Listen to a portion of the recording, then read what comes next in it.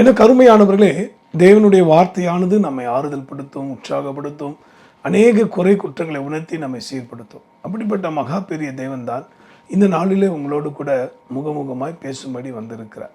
அவர் சொல்லுகிற ஒரு அற்புதமான வார்த்தை கேட்டு நாம் பலனடைய போகிறோம். அதனால தான் இந்த செய்தியின் தலைப்பு கூட, எனக்கு யார் உண்டு. இந்த உலகத்தில் எல்லாருக்குள்ளும் இருக்கக்கூடிய ஒரு இயல்பான, ஒரு ஏக்கமான ஒரு கேள்விதான் இது. எனக்கு யார் உண்டு. சிறு வயதாக இருக்கும்போது பெற்றோர் இருக்கிறாங்க, திருமண வயது வந்தபோது புருஷன் மனைவி என்று இருக்கிறாங்க. ஆனால் கடைசி மட்டும் இந்த உலகத்தின் முடிவு பரிந்தமும் நமக்கு யார் உண்டு. உங்களையும் என்னையும் உண்டாக்கின சேனைகளை கர்த்தர் தான் நம்மோடு இருப்பேன் என்று வாக்குறுத்திருக்கிறார். இந்த நாளிலும் கூட உங்கள் புரிதலுக்காக எபிரேயரின் புஸ்தகத்தில் 2ஆம் அதிகாரம் 18ஆம் வசனத்தை நம்ம வாசிக்க போகிறோம். Hebrew chapter 2 verse 18. ஆதலால் அவர்தாமே சோதிக்கப்பட்டு பாடுபட்டதினாலே அவர் சோதிக்கப்படுகிறவர்களுக்கு உதவி செய்ய வல்லவராய் இருக்கிறார். உதவி செய்ய வல்லவராய் இருக்கிறார். எனக்கு யார் உண்டு. எனக்கு உதவி செய்ய யார் உண்டு. அன்பானவர்களே, மனிதர்களால் கிடைக்கக்கூடிய உதவி இந்த பூமியில் இருக்குமானால், ஒருவேளை இன்று கிடைக்காத பட்சத்தில் கூட ஒருவேளை நாளை தினத்தில் கிடைக்க வாய்ப்பு உண்டு. ஆனால் வானத்தையும் பூமியும் படைத்த தேவனுடைய உதவி நமக்கு இல்லாத பட்சத்தில் நிச்சயமாய் இந்த பொல்லாத உலகத்தில் பரிசுத்தமாக வாழ்வது கூடாத காரியம். It is impossible to lead a holy life without the help of almighty. இதை நீங்கள் தயவு செய்து மனதில் வைத்துக் கொள்ளுங்கள். The greatest blessing the world is holiness. இந்த உலகத்தில் மகா பெரிய ஆசீர்வாதம் என்னன்னு பார்த்தீங்கன்னா பரிசுத்தமாக வாழ்வு தான். இந்த பரிசுத்தமாக வாழ முடியாத மனிதர்களாகிய நம்முடைய வாழ்க்கையில் பல வகையில் நாம் பாதிக்கப்படுறோம் இல்லையா? ஆனால் தான் இங்கே சொல்லப்பட்டிருக்கு, சோதிக்கப்பட்ட ஒரு பாடுபட்டதினாலே அவர் நமக்கு உதவி செய்ய வல்லவராக இருக்கிறார். நீங்களும் நானும் எந்த விதமான பாதையில் போய் கொண்டிருக்கிறோம். உங்கள் குடும்பத்தில், நம்முடைய ஊழிய பாதையில், அல்லது நம்முடைய அனுதின ஜீவியத்தில் எவ்விதமான நெருக்கடியின் மத்தியில், துயரத்தின் நடுவில் நாம் வாழ்ந்து கொண்டிருக்கோம் என்பதை சேனைகளை கர்த்தர் நன்கறிவார். Since he is our father he knew everything. அவர் சகலவற்றையும் அறிந்தவர். அவர் நம்முடைய தகப்பன். அவர் கட்டாயம் கைவிடவே மாட்டார். ஆக இந்த நாளிலும் கூட இந்த வார்த்தையின்படி கர்த்தர் சொல்கிறார், எனக்கு யார் உண்டு உதவி செய்ய. வானத்தையும் பூமியும் படைத்த தேவனை தவிர எனக்கு உதவி செய்ய ஒவ்வொரு நாளும் முடியாது. என் அன்பானவர்களே, மருத்துவர்களால் கைவிடப்பட்டிருக்கலாம். நீங்கள் ஒருவேளை நம்பின மனுஷர்கள் நம்மை விட்டு விலகி இருக்கலாம், அல்லது தீங்கு நடப்பித்திருக்கலாம். இதோ உங்களுக்கு எல்லா வகையிலும் உதவியாக இருப்பேன் என்று சொல்லி நம்மை உபத்திரப்படுத்தலாம். ஆனால் தேவன் சொல்கிறார், நான் உனக்கு உதவி செய்ய வல்லவராக இருக்கிறேன். நீங்கள் செய்த உதவி ஒரு நல்ல காரியத்துக்கு தான். நீங்கள் செய்த உதவி ஒரு நல்ல மனிதனுக்கு தான். ஆகவே கட்டாயமாய் கர்த்தர் நினைவு கூறுவார். சோர்ந்து போகாதீர்கள்.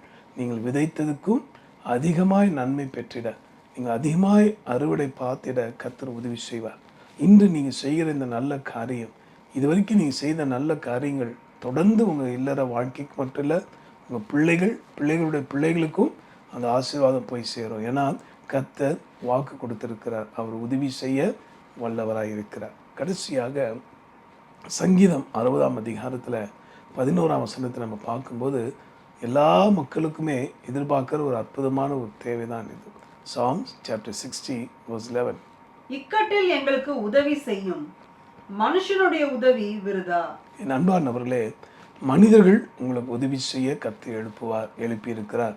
தொடர்ந்து அவர் நிச்சயமாக நீங்கள் நினையாத இடத்துல இருந்தால் உங்களுக்கு உதவி வரப்போகுது. இதை பார்க்குற அன்பான தெய்வ ஊழியர்களே, எப்படி இந்த ஆலயத்தை நான் கட்டி முடிப்பேன், எப்படி இந்த ஊழியத்தை நான் செவ்வையாக முடிக்கப் போகிறேனோ என்று சொல்லி கலங்கி புலம்பி கொண்டிருக்கீங்களா? ஒருவேளை எப்பக்கம் திரும்பினாலும் தடைதான் ஐயா, நாலா திசையிலும் போராட்டமாக தான் இருக்குது. பரவாயில்ல, சற்று வானத்தை அப்படி மேலே அண்ணாந்து பாருங்களேன். கர்த்தர் உங்களுக்கு வாசல் திறக்க போகிறார். ஆமென். In outstanding way is going to help you. In supernatural way is going to bless you right now. இந்த வார்த்தை நீங்கள் கேட்டுக்கொண்டிருக்கும் போதே இயற்கைக்கு அப்பாற்பட்ட விதத்தில் உங்களை அவர் போஷிக்க போகிறார். எலியாவை நினச்சி பார்த்தீங்களா? அவருக்கு நினச்சி பார்த்துருப்பாரா? அந்த வனாந்தரத்தில் சாக போகிறோம் கொஞ்சம் நேரத்தில் நினச்ச நேரத்தில் அவருடைய வாழ்க்கை பாருங்கள், ஒரு காகங்களை அனுப்பி அப்பத்தின் தண்ணீர் கர்த்தர் கொடுத்தார். பொதுவாக காகம் எடுத்துக்கோ, பறவையின் குணம் எப்படி இருக்கும்? அது ஏதாவது சேட்டை பண்ணும். ஆனால் பாருங்கள், எலியா விஷயத்தில் ஒரு சேட்டையும் பண்ணலை. அப்படியே தேவன் தந்தபடியே அப்படி கொடுத்தது. அதே போல தான் இன்றைக்கு அடைக்கப்பட்ட வாசல்கள் திறக்கப்பட போகுது. இன்னைக்கு தேவனாகி கர்த்தர் உங்கள் ஊழியத்துக்குன்னு ஒரு சௌரியவானை ஏற்படுத்தி வைத்திருக்கிறார். நிச்சயம் அவர்களை கொண்டு கர்த்தர் செய்ய போகிறார். இதுக்கு சொல்லும்போதே உங்கள் ஒவ்வொரு மேலும் கர்த்தருடைய ஆசீர்வாதம் வல்லமை இறங்குவதை நான் பார்க்குறேன். இப்போ நாம் ஜெபிக்க போகிறோம். எனக்கு யார் உண்டு? இக்கட்டு நேரத்தில் உதவி செய்ய கர்த்தர் உண்டு. சொல்வீங்களா? என்னோட சேர்ந்து ஜெபிப்பீங்களா? அன்புள்ள ஆண்டவரே, இந்த வார்த்தையின்படி இக்கட்டு நேரத்தில் எங்களுக்கு உதவி செய்ய நீர் உண்டு ஆண்டவரே. இக்கட்டில் மனிதர் உதவி இல்லாமலே அற்று போனாலும், இக்கட்டில் மனிதர் உதவி இல்லாமலே அற்று போனாலும், எனக்கொத்தாசையே தினம் தப்பாமலே இயேசு நாமத்தில் கிடைத்திடுமே, இயேசு நாமத்தில் கிடைத்திடுமே. எந்த நேரமும் எப்போதுமே இயேசு எனக்கு ஒத்தாசை. அன்புள்ள ஆண்டவரே, என்னோடு கூட பாடி துதித்த இந்த வார்த்தை கேட்டு உள்ளத்தில் ஆழத்து நம்பி விசுவாசிக்கிற அத்தனை பிள்ளைகளை ஆசீர்வதிக்க வாரும் அப்பா. எங்களுக்கு யார் உண்டு? எனக்கு யார் உண்டு? உதவி செய்ய நீ இருக்கிறீரப்பா. கைவிடப்பட்ட நேரத்தில் துரோகிகளாய் ஆண்டவரே பலவித மனுஷர்களை சந்தித்து துவண்ட பலவீனப்பட்ட நேரத்தெல்லாம் நீ உதவி செய்ய வந்தீர. உதவி செய்து கொண்டு இருக்கிற ஸ்தோத்திரம் அப்பா.